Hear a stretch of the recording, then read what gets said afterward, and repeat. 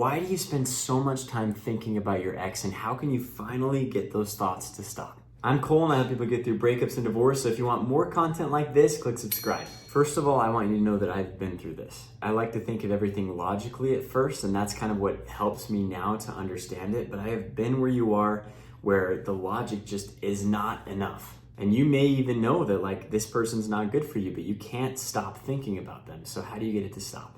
The idea that really helped me was thinking about it through the lens of evolution first. If you think about where humans came from, we were hunters and gatherers before we just lived in towns and cities like we do now. And during that time, being part of a tribe was literally life or death. If your tribe were to leave you one day, like you just woke up and the fire was put out and yours was the only tent in the campsite, you would probably starve or get eaten by some wild animal. So over time, our brains evolved to view losing the people that we're supposed to be connected to, the people that are supposed to love us and be there for us no matter what.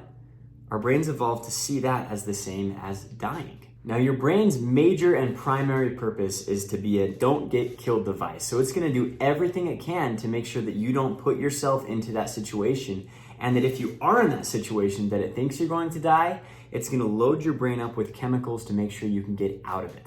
Back then, you needed a lot of adrenaline so that you could like literally chase down your tribe on foot. And our brains haven't changed that much since then. So if you look at the brain scans of people who have been broken up with now, it's pretty similar. They're full of a lot of adrenaline, a lot of energy chemicals, which are getting you to do things like bring your ex flowers, drive by their work, or think about them nonstop all day, every day. When you understand why you have all of that energy, you can make a choice to redirect it into something that's more helpful. The first thing that helped me was just directing all of that extra energy into something I cared about. My first thing that I did was I built a big TikTok following. I also went to the gym. So what's something that you could redirect the energy into so that you're using it?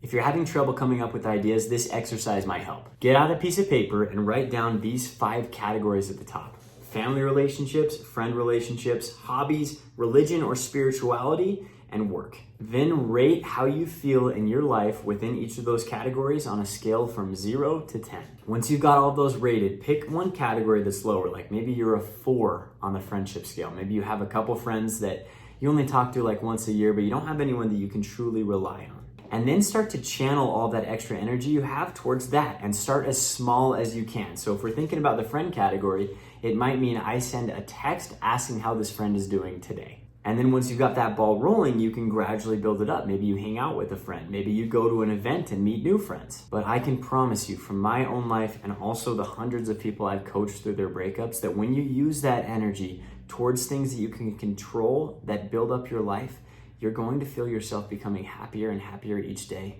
And your brain is still going to think about them. It's not a total cure. Like, it's going to be not linear. You'll go like this, but I can promise you that you're going to trend up and that you're going to start feeling better. Again, if you want more videos like this to help you through your breakup or your divorce, please click subscribe, and I'll see you guys next time.